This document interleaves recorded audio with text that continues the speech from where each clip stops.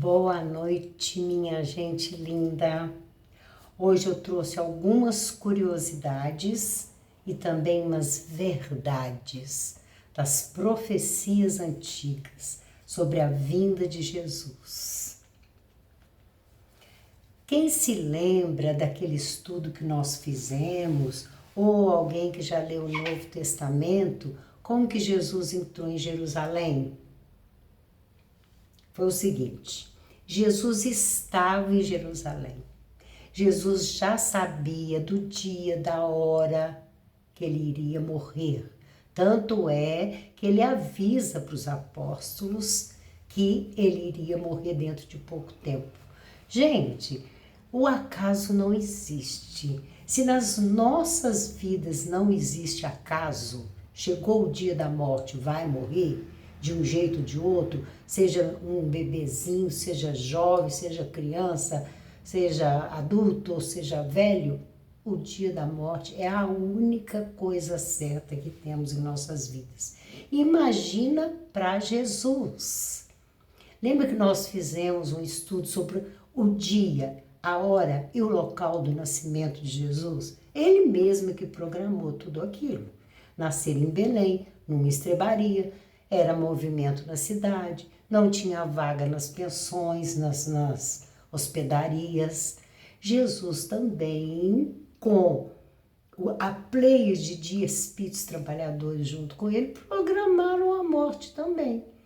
Programou a traição de Judas, tanto é que ele fala com Judas: o que você tem que fazer, vai e faz agora. Quer dizer, chegou a hora. Jesus, então, vai a Jerusalém, dá uma volta por Jerusalém, fala alguma coisa sobre o reino de Deus.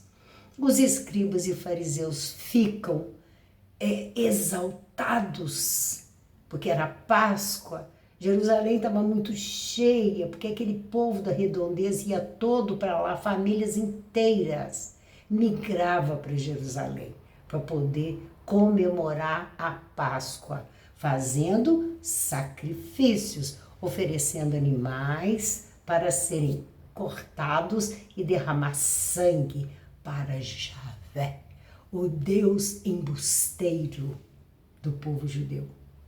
Ou Jeová, Alá, ele tem muitos nomes, ele comandou vários povos, porque o negócio dele, ele mesmo diz: eu sou um Deus ciumento, violento e mato mesmo quando eu quero, do jeito que eu quero. E era isso que ele fazia. Voltemos então a Jerusalém. Jesus sai de Jerusalém, sobe ao Monte das Oliveiras e vai orar. E lá é quando ele pede, foi o colóquio dele com esse embusteiro chamado Javé, que ele chama de diabo, tá? No Evangelho de João, mas as igrejas não citam esse trecho. Ele fala: é o pai de vocês, dos escribas e fariseus. Ele vai e cita, coloca mais raiva ainda naqueles escribas e fariseus hipócritas. Ele que chama eles de hipócritas, não sou eu. Ele, hipócritas, sois como túmulos caiados por fora, mas podres por dentro. Ele sai de Jerusalém, sobe ao Monte das Oliveiras. E quanto ao Monte das Oliveiras, é quando ele pede a esse Deus para poder livrar ele desse cálice. Passa de mim esse cálice. E ele escuta um sonoro não. Você vai ser crucificado. Por quê? A gente já falou sobre isso. Não é o assunto de hoje, mas eu me empolguei. Por quê? Porque ele, lá desde as velhas escrituras, era o Messias eleito para provocar uma rebelião e uma guerra e salvar o povo judeu, que era o povo que estava sendo preferido de Javé naquela época, salvar o povo judeu do domínio romano. E Jesus diz: não vou fazer, Está no sermão, está na passagem chamada Transfiguração. Ele tem um colóquio com os anjos de Javé. Ele fala, não interfiram, eu não vou pegar em armas, não vou fazer guerra. E não fez. E por isso, Javé mandou crucificá-lo. Encaminhou tudo para a crucificação. O que ele fala para Javé? Seja feita a tua vontade. Eu vou ao sacrifício. Assim como Javé gostava do sangue dos animais inocentes, ele também adorou o sangue de quem? De Jesus. Imagina o sangue desse Espírito, a evolução e a luz desse Espírito. Então, a profecia lá em Malaquias e também em Isaías no Velho Testamento fala que um dos sinais é que o Monte das Oliveiras vai se partir em dois. E não sei se vocês estão sabendo, criou-se uma fenda enorme no Monte das Oliveiras e ele está partido em dois. Não de desmoronar, mas abriu uma cratera enorme lá no Monte das Oliveiras. Onde que eu quero chegar? Lembra que Jesus entrou montado no jumentinho? Como dizia as velhas escrituras, o Messias entrará na cidade santa montado num jumentinho. E ele fez questão. Ele manda os discípulos buscarem o filho de uma jumenta que nunca havia sido montado e ele realmente entra. E quando o povo vê ele chegando, faz aquele alvoroço. Mas onde eu quero chegar? Quero chegar no portão dourado, que é profecia também. Ele entra pelo portão dourado. Por que portão? As cidades naquela época, gente, eram cercadas de muros, muitos muros altos. Esse portão, por ser a Páscoa, estava aberto. E ele entra com o jumentinho e passa por esse portão dourado. Aí tem aqueles acontecimentos que a gente já falou, que ele chicoteia lá as barracas dos cambiadores, joga tudo no chão e começa a gritar que a casa do pai dele não era casa de comércio, que era casa de oração. Faz aquele alvoroço todo e aí ele é o quê? Preso, julgado, na calada da madrugada, condenado por quem? Pelos doutores da lei. Que muita gente fala que quem crucificou Jesus foi Roma. Realmente foi. Porque o judeu não fazia essa crucificação. O judeu apedrejava e jogava pelo precipício lá embaixo. Mas crucificação era o povo romano que fazia. E como era Páscoa, eles disseram a Pilatos, governador, né? Eles disseram a Pilatos que eles não podiam matar na semana da Páscoa. E que ele, Pilatos, é que fizesse. Fizeram a cabeça de Pilatos, que ele era um rebelde, né? Um anarquista, e que ele estava ferindo a religião dos judeus, dizendo que ele era filho de Deus. Que é um absurdo, né? Que eles já deviam saber que todo mundo é filho de Deus. E Jesus também é, ele não estava falando mentira. Então, ele vai às mãos de Pilatos. Pilatos diz que ele era inocente, que ele não ia julgar aquele homem. Veja inocência nesse homem. Devolve aos judeus. Os judeus entram lá numa reunião entre eles, bolando 1000 formas para convencer Pilatos, voltam de madrugada e devolve de novo a Pilatos. Entrega a Pilatos. É aí que Pilatos lava as mãos por causa da inocência que ele viu naquele homem. E ele aí resolve perguntar a quem? A multidão. A multidão enfurecida, porque afinal de contas Jesus tirou Mamon. Mamon é o deus da riqueza E ali eles tinham muito lucro com a venda daqueles animais, desde pombinha rola até bois para poder ser sacrificado para Javé. Então, o que acontece? Eles revoltados, porque Jesus havia tirado o ganho deles, e também os sacerdotes lá, os doutores da lei, que ganhavam também comissão dessas vendas. Esse povo então manda crucificá-lo. Assim diz o Novo Testamento. A gente também não sabe se é verdade, porque esses doutores da lei, eles usavam de uma artimanha, até mesmo para comandar o povo. Então Jesus entra no jumento, é preso, é julgado, é condenado à crucificação. Então, ele entra pelo tal do portão dourado. Eu estou lendo aqui na minha colinha, tá, gente? Após a crucificação, após a morte de Jesus, ele o quê? Ressuscita, que é mentira.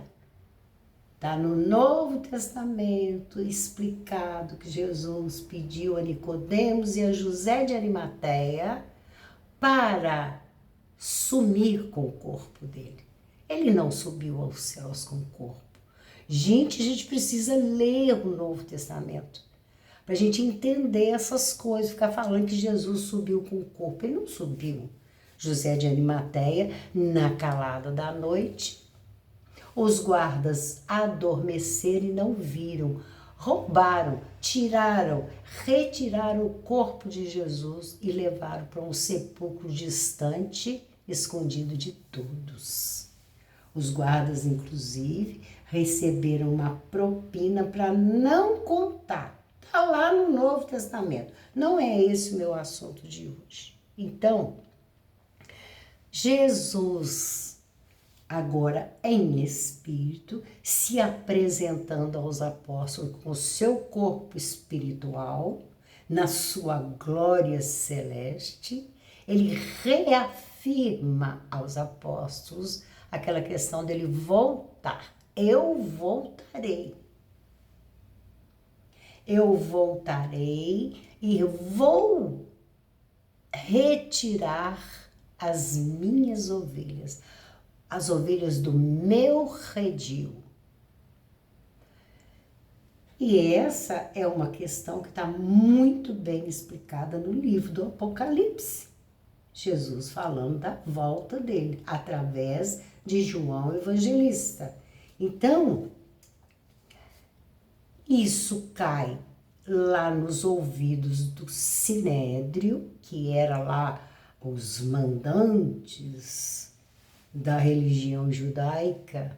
Eles, com medo de que esse tal de Messias, que eles não acreditavam que era, eles mandam...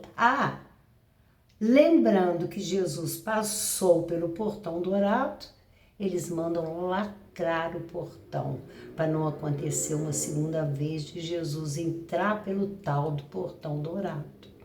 Como se diz, a cidade está fechada para esse falso Messias, que para eles Jesus é falso até hoje. Eles não acreditam que Jesus é o Messias. Eles esperam a vinda do Messias.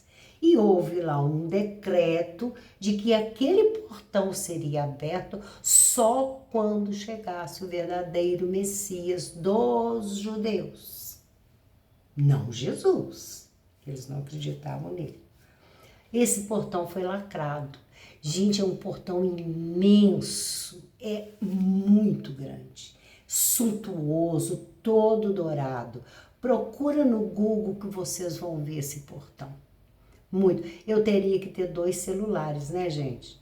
Que eu pensei em mostrar para vocês. O Google tá cheio de figuras desse portão. Dá uma olhada lá.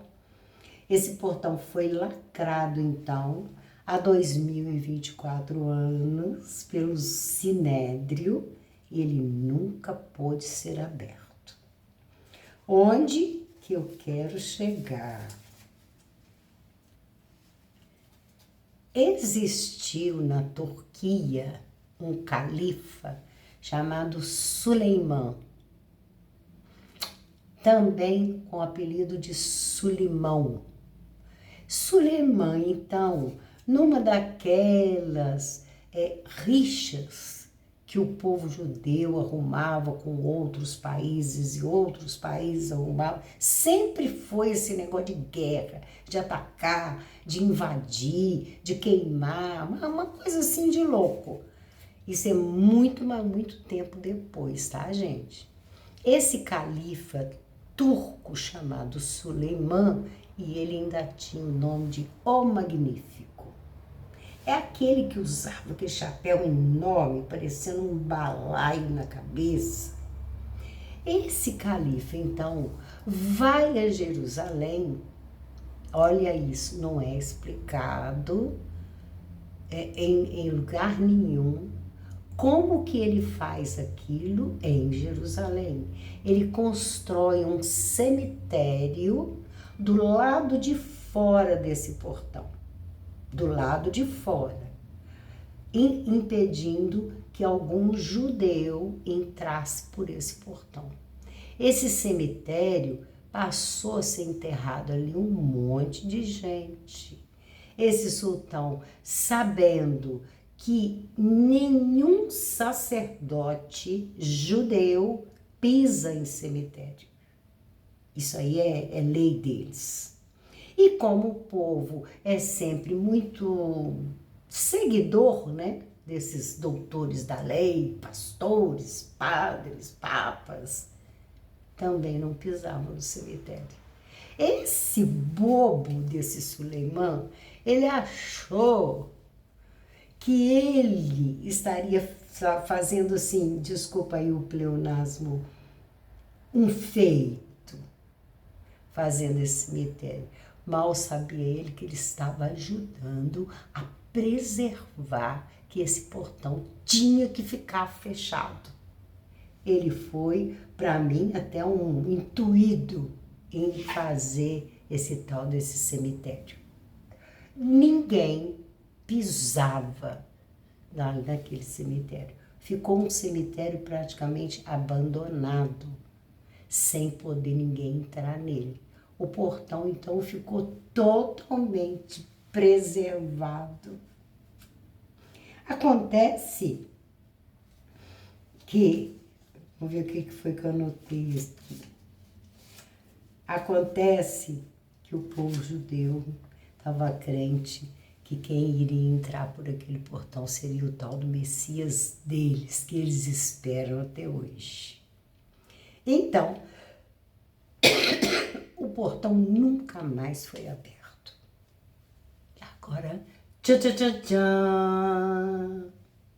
Diz a profecia que depois que o Monte das Oliveiras se dividir em dois, que houver uma fenda por onde Jesus desceu para quando chegou nas cercanias de Jerusalém, montar no burrinho e entrar no burrinho, lá diz que quando houvesse essa fenda no Monte das Oliveiras, seria a hora desse portão ser aberto. E como que esse portão vai ser aberto? Duas informações. A primeira delas é através de uma médium que eu amo de paixão.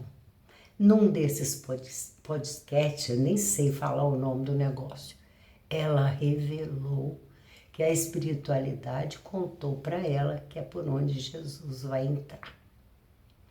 Mas vocês pensam que é só Jerusalém que vai ver Jesus chegando?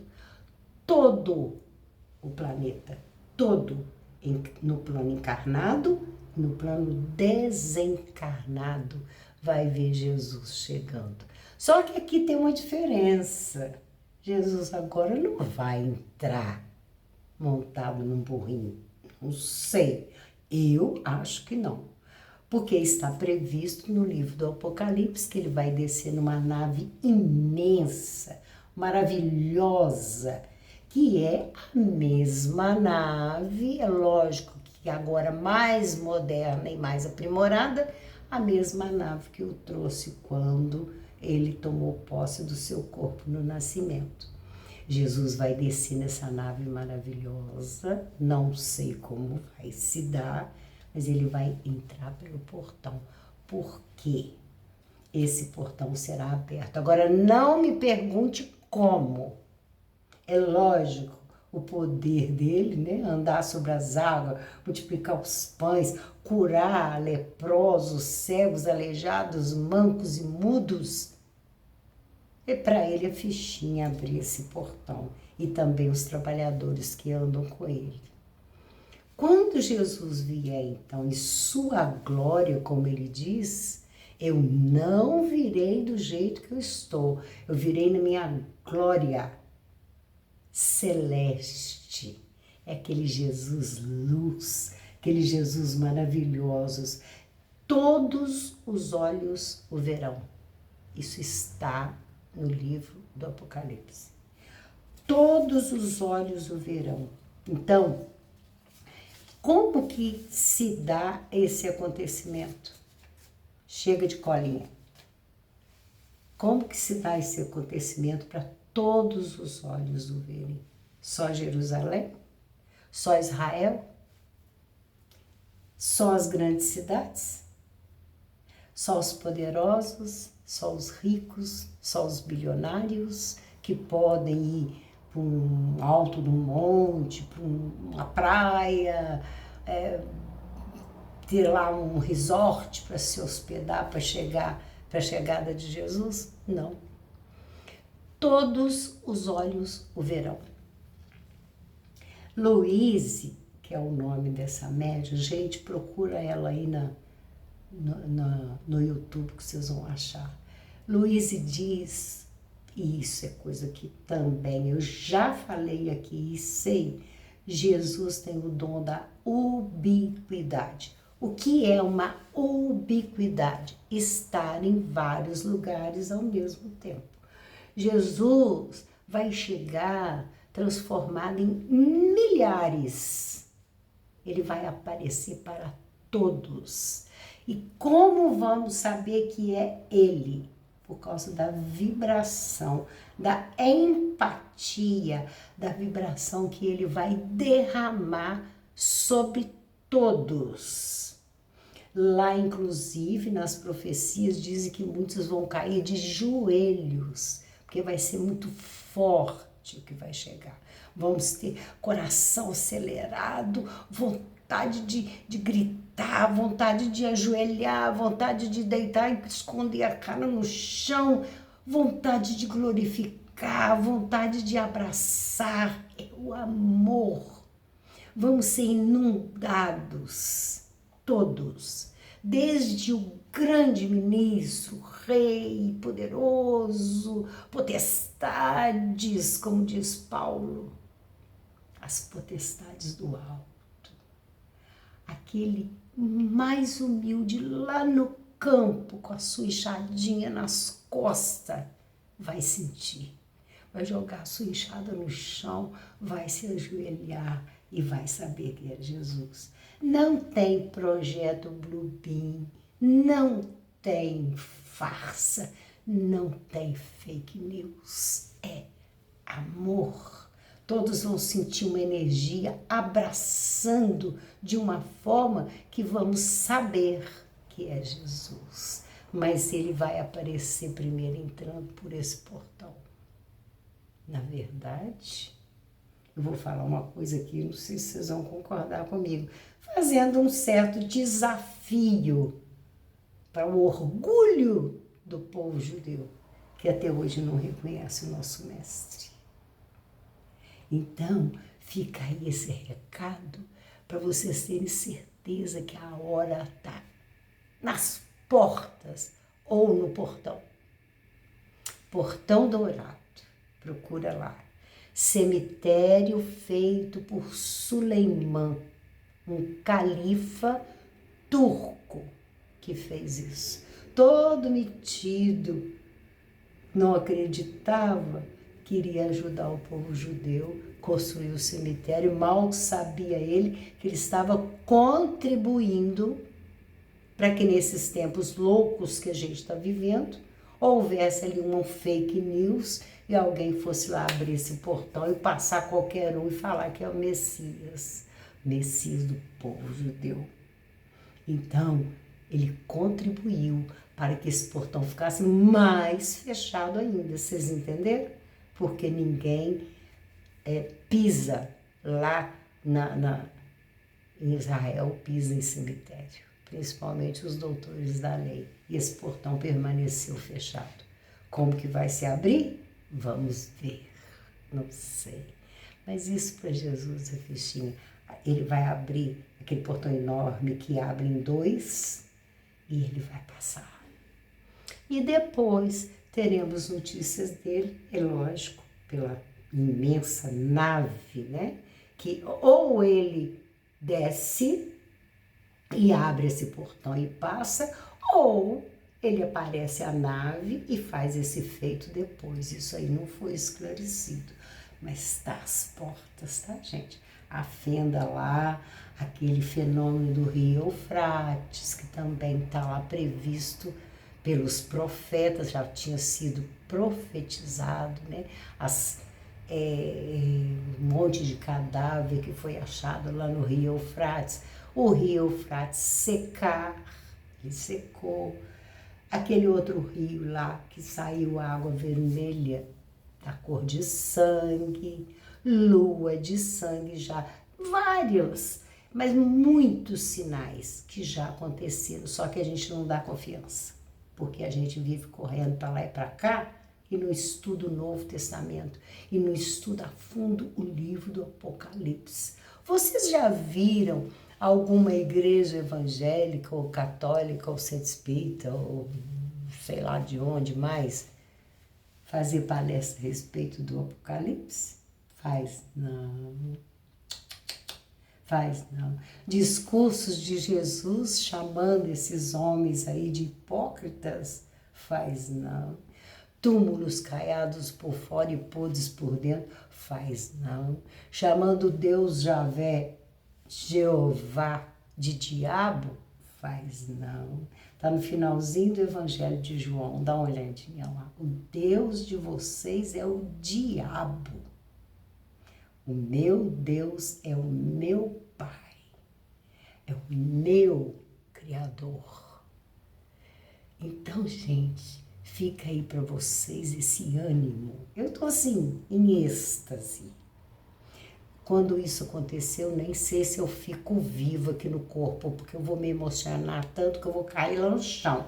Tá falando que muitos ficaram de joelho, eu vou bater de cara no chão para poder ver o meu mestre e o meu Senhor chegando. Um beijo no seu coração. Que Ele nos abençoe.